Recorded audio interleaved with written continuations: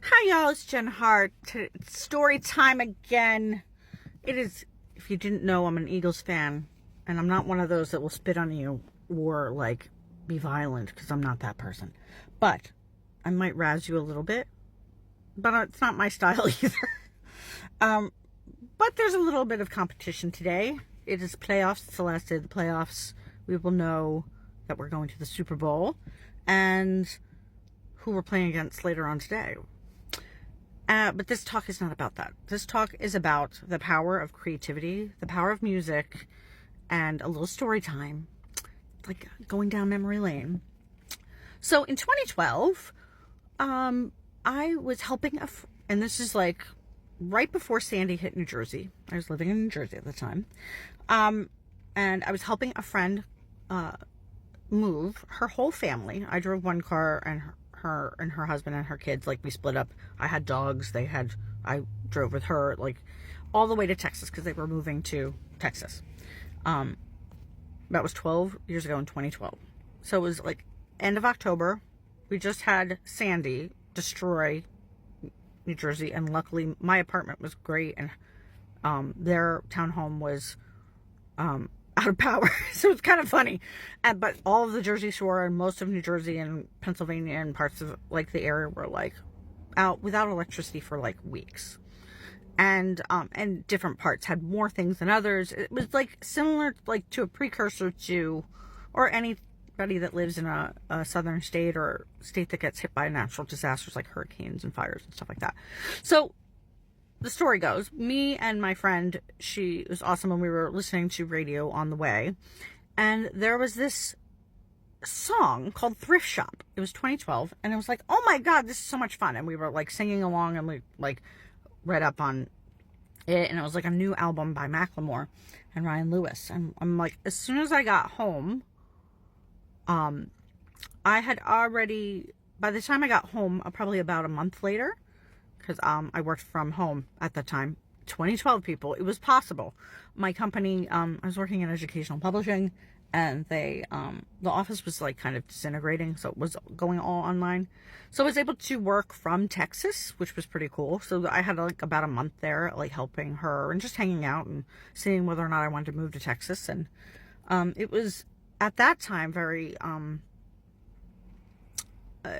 like Austin is still the coolest place in general, and the surrounding area. It's like a cool place. It's sad that it's in the middle of a awful state, but otherwise it's like super cool and like very weird and very like accepting and progressive.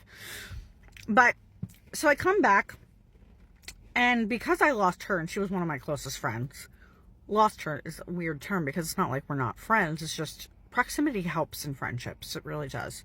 It's not always true. I have really great friends that I've never met that are on the internet, and I have friends that I stay in contact with via the internet, and I'm so grateful for that. But the story goes, I came back, and at the end of like November, December, I was going to a therapist, and my therapist was ready to graduate her graduate program, and she's like, you've been doing good. It's been like a year and change. And you know the tools, you have it. And after I lost her, I went into a deeper depression, which is weird because I was doing well, but I needed to come face to face to that rock bottom moment of not feeling like I had support. She was a paid support, and she was amazing. She taught me so many things about how to change my mindset and that's why I do what I do. She was one of the reasons I love helping people and coach them, is because when you change the perception of what you see or feel, it definitely gives you power.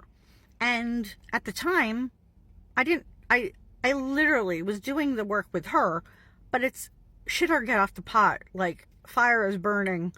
You use the skills or you don't. And I went into a depression because I really didn't have a good support network. I have a lot of acquaintances, or back then I had a lot of acquaintances, but not real friends. Like, I had family I have people that loved me, but I didn't really receive it. I didn't accept the fact that I was lovable, even though I was in therapy.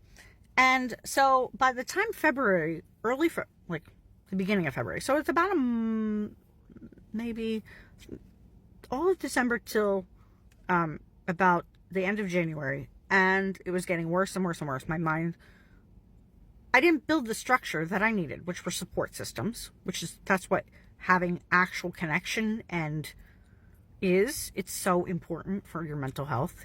Even if you have one person, I would suggest multiple tiers, and one person cannot be your everything. It's impossible. It's too much pressure for anything, because if that person died, or if that person or that job goes away, you feel destabilized. This is why moving and divorce and having children, even if it's a good thing, you lose things in the process of gaining something. And that's true for everything. You will gain something, and then you will lose something. And at that point, I didn't have a lot of people that I felt I could trust and talk to and be vulnerable and be completely honest as who I am as a person. And so I went down a rabbit hole for, I don't know, it's approximate because I know exactly when I came to. So I did want to do the unalive thing, and I came as close to looking up how to do it. And the first thing that popped up in Google is there's no painless way because someone here will miss you. And the only person I could think of was my nephew.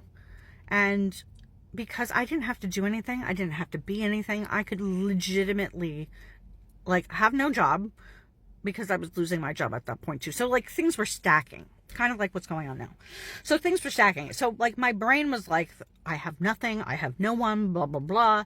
So my brain went into that tangent, and then I got to the worst point, and then this thing woke me up. It woke me up so bad, in a good way. It woke me up to, like, I'm not alone. Even if my nephew at the time, he was 1, or, yeah, was he 1? Yeah, he was turning 1, I think. And this kid has gone through everything. But he had this most amazing smile and joy every time I saw him. I'm like, that's unconditional love. And that saves lives.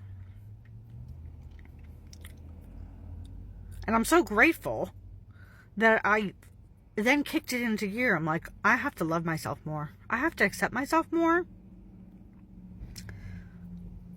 And that I was born the way I was, and there's nothing wrong with me. For the longest time, I didn't understand my brain. I have ADHD, by the way. And I grew up I grew up that accumulated a lot of complex PTSD and anxiety and depression. Luckily, I'm recovered, whatever that means. Like, I can really, more so, I am emotionally regulated enough not to spin out and lose my life or lose my sanity when shit hits the fan. The best part about this is that I'm a support person for many people, private clients, and like people I just know socially, and hopefully you guys on the internet. It's like, once you go through hell and you realize that you matter, you do everything that you can in every capacity that you know how to, or you research. Like, then I was looking up Tony Robbins, and as horrible as people sometimes see him, his thought processes on how to shift your state helped me tremendously. And then Amir Ghozi, a spiritual teacher from Australia, helped me. Like, all these things that I was stacking up and learning as I woke up. And then I started to work out. Not because I wanted to get thin. It was legitimately something I could commit to for 90 days. It wasn't like forever, because my brain couldn't handle that. And I fought it tooth and nail while I was doing it, because my brain was saying, like, all the stupid shit. The inner critic is so horrific if you allow it to take over. It's the same what's going on in this world, is that we allow all these external voices, and sometimes our old voices from our parents and society and whatnot, that says we're not enough, or whatever, or this is just going to suck forever, or like worst case scenario. You have to train your brain not to allow it to go there for very long, and you get to decide that you are worth doing the hard work, whether it's changing where you shop, doing fun activities for yourself, like filling your own cup, like I always talk about.